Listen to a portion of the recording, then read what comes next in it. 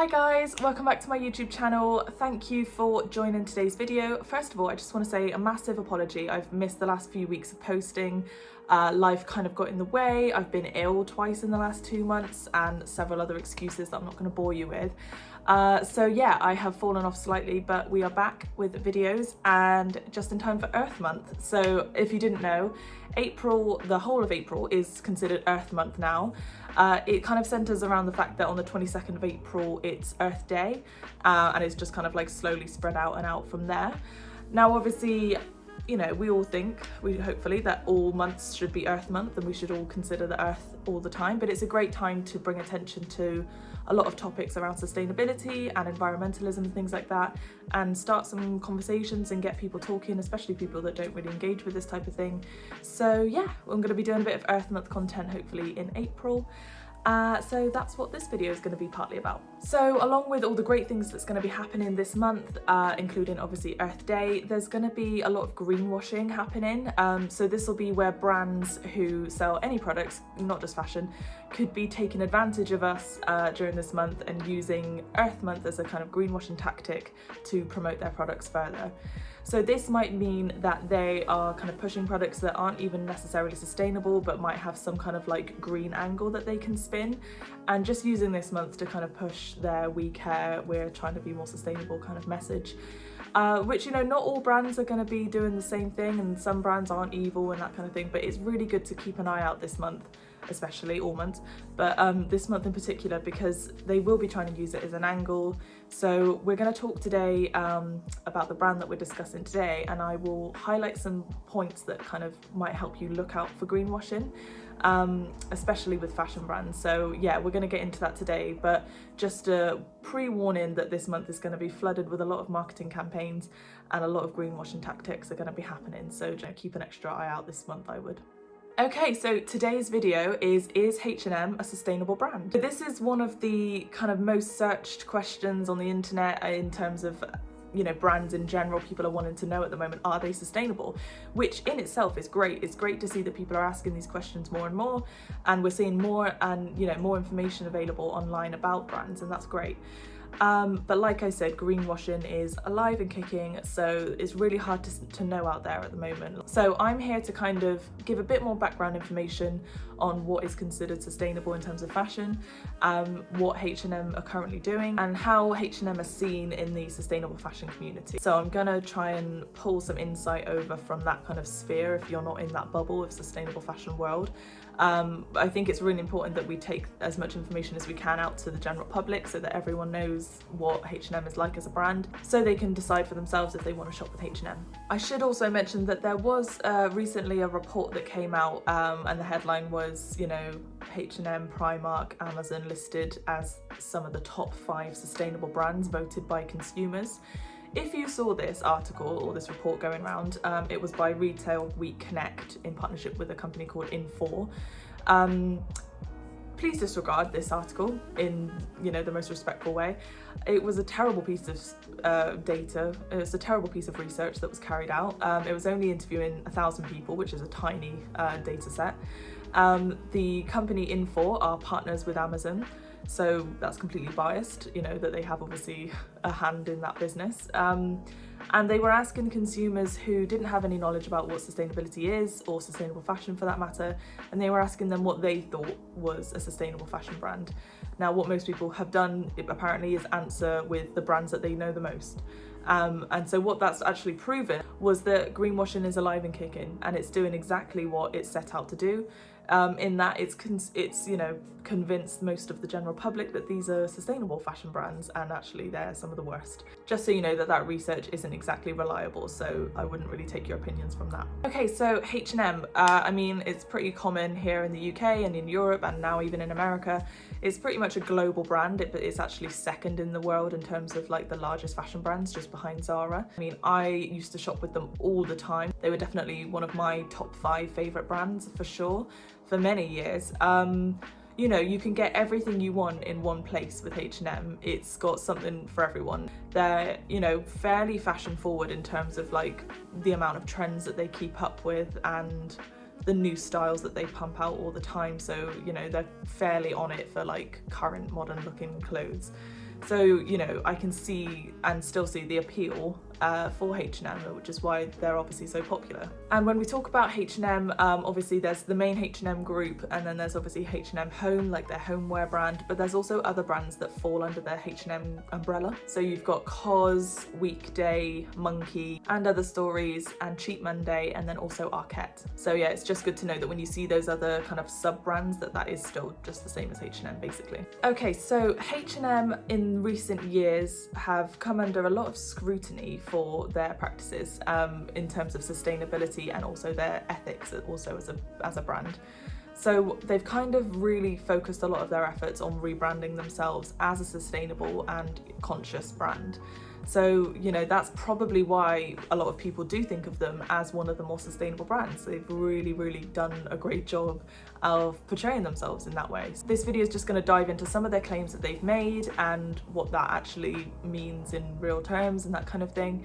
And we're just going to like take a look at what's behind some of the claims that they've made, and then just some of the kind of marketing techniques that I think we should all kind of look out for and try and not be fooled by and greenwashed by as much as possible. Okay, so I'm actually on the H&M website at the moment, and I can see that they have currently 7,049 products if you click on view all products. So that to me is kind of the first indicator that they aren't really a sustainable brand in that sense, because that's a massive amount of clothing to have out at the moment. So that's just currently what they have. And we know that the turnover with fast fashion brands is very rapid, so every week there's going to be new styles hitting the shop floor or online.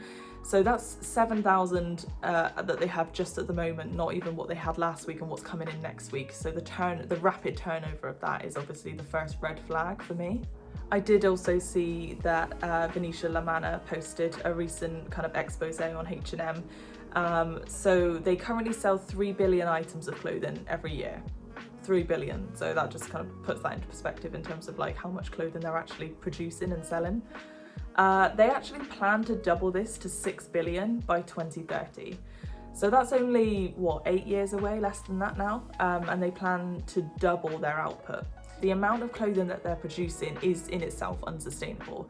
It means that they are not going to be able to produce those clothes, you know, ethically and sustainably and make them really well-made products if the turnover is that quickly. So they're making like lower quality garments, they're pushing them out at a faster rate, which means that they need to sell you more to be able to get through that many products and sell that many garments. So that's the main issue with H&M and similar brands. So one of the things that I originally noticed with H&M is when they came out with their kind of conscious choice line. Now, I've had a bit of confusion now, because when I first saw this like years ago, it was in stores and online in the UK, and now it's really hard to find from the UK H&M page. But on the American H&M page, you can get to the conscious choice page, which shows it has 1,682 items. So then they're still showing that to American customers, but I can't see that from a UK, you know, the webpage that I'm accessing here. But what I can see is on their website is on nearly every product, they're talking about the fabric composition or the environmental impact of each garment. And they're referring to the Higg index on a lot of their products. What they have here is a page that says introducing the new Higg index sustainability profile. Nice imagery, obviously looking very clean and eco-friendly there. So what they're doing is working with the Sustainable Apparel Coalition called the Higg Index Sustainability Profile.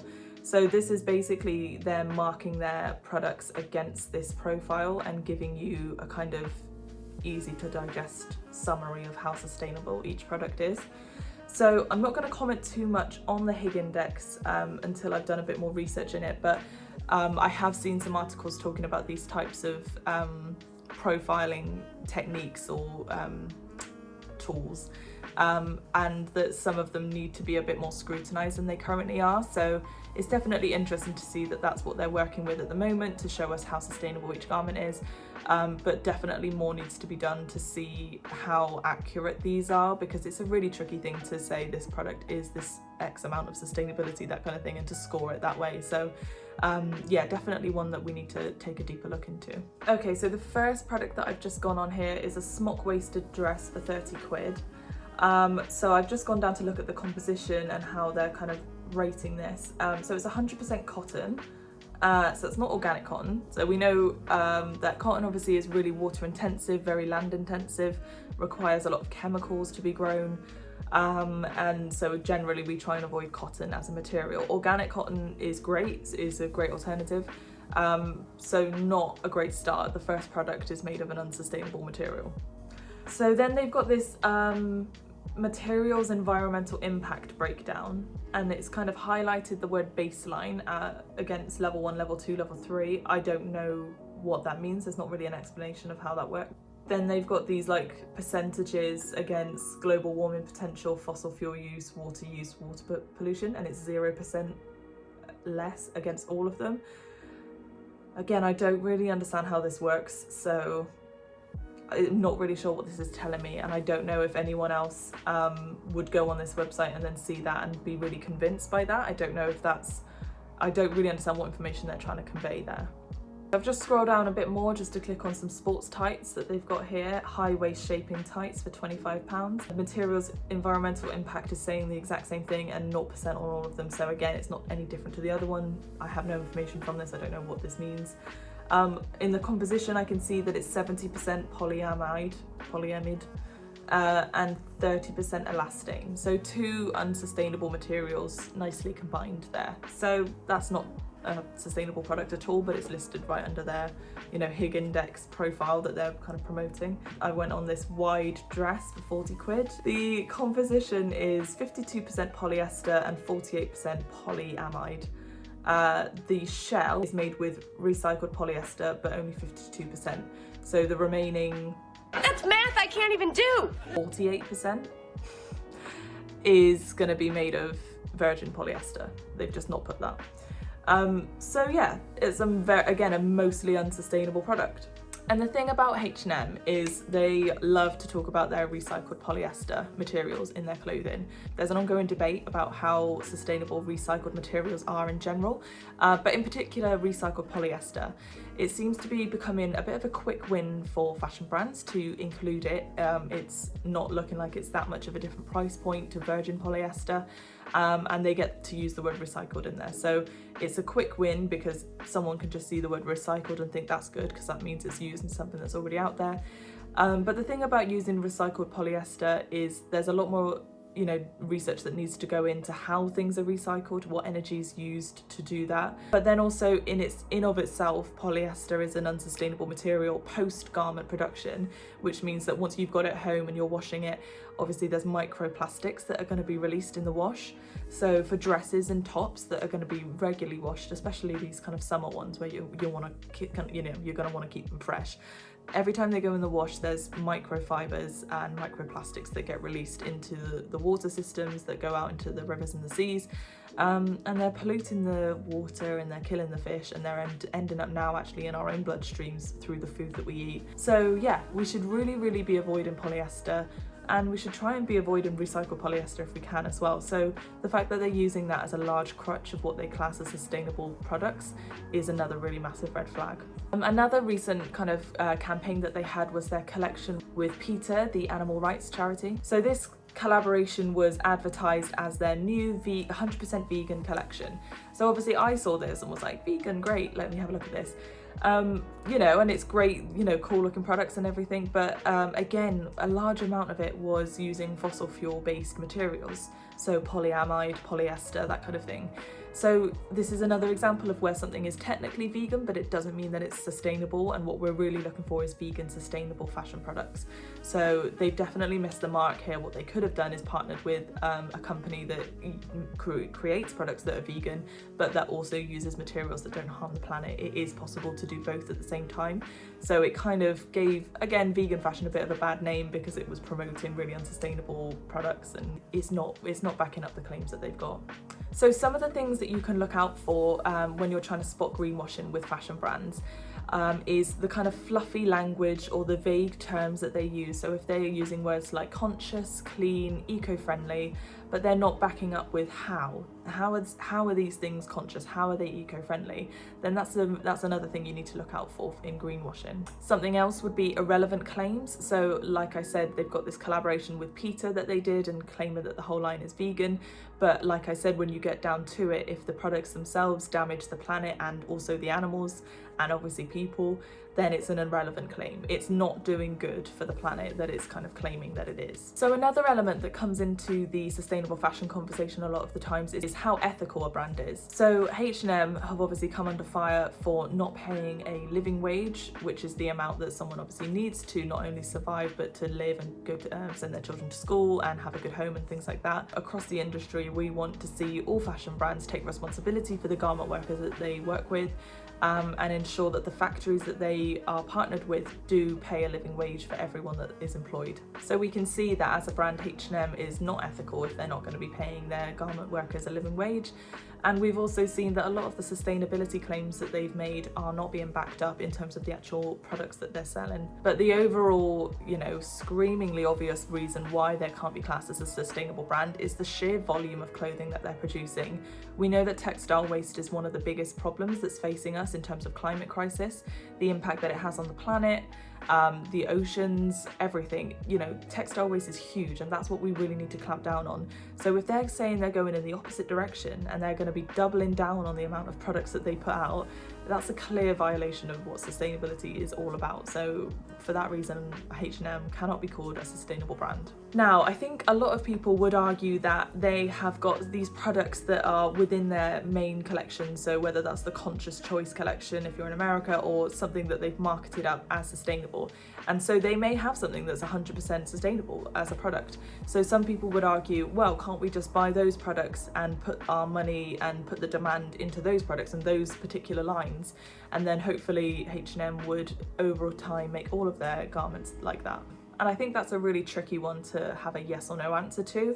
I think what it comes down to is that if you're going to continually financially support a brand that is not hitting the marks for sustainability or ethics, then they're going to continue to be able to operate on that basis. So as a huge multinational company, they are rolling in profits, and they're not putting any of that back into the people that actually make the clothing or protecting the planet that they've been damaging for since they started.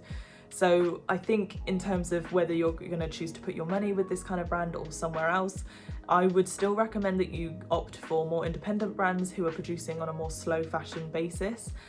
So that means that they're not producing the sheer volume that H&M are, and are doing things a bit more mindfully and a bit more consciously, which H&M are definitely not. I think in a perfect world, the argument would stand up and that we would see brands make changes based on the demand from customers wanting more sustainable products. But in reality, I think we are just feeding the monster if we continue to support brands like H&M. Okay, so I hope that's kind of covered some of the main points in terms of whether a H&M is a sustainable brand or not. If you have any particular questions that I haven't kind of gone through in this call, please do drop them in the comment section below, and I'll try and answer them if I can. But it's really important that we continue to have these conversations about brands like H&M that are so popular all over the world, and that we really kind of pull them up on their claims about sustainability or ethical fashion, and actually make sure that they're meeting the expectations that they've set for themselves. And from my opinion, I don't think H&M are doing that. If you are interested, there is a lot more information on the Good On You app. If you can head over to the website, I'll put the link in the description below. They've got a whole article about H&M and how sustainable and ethical they are. And they're rated currently as it's a start, so that's kind of edging towards the more sustainable end, but they're not hitting the marks yet, apparently, according to this website. So they've got a really good in-depth look at each of the elements, so labour, sustainability and animal welfare. So that's where I usually head to get a lot of information about a brand. And they do also offer some brands that are a better alternative, so that they rated a lot higher in terms of sustainability. So if you're looking for something that's similar to H&M in terms of the aesthetic, then that's a really good place to start. Okay, that's it for today's video, guys. I hope that you found some of that useful. If you aren't subscribed already, please do, and hit that notification bell. You can also follow me over on Instagram at Grandermarnier, where I'm going to be sharing more and more content over Earth Month, and having these really interesting conversations about brands and kind of breaking down some of those greenwashing techniques that they're using. Okay, I will see you in next week's video. Have a great week, guys. Bye.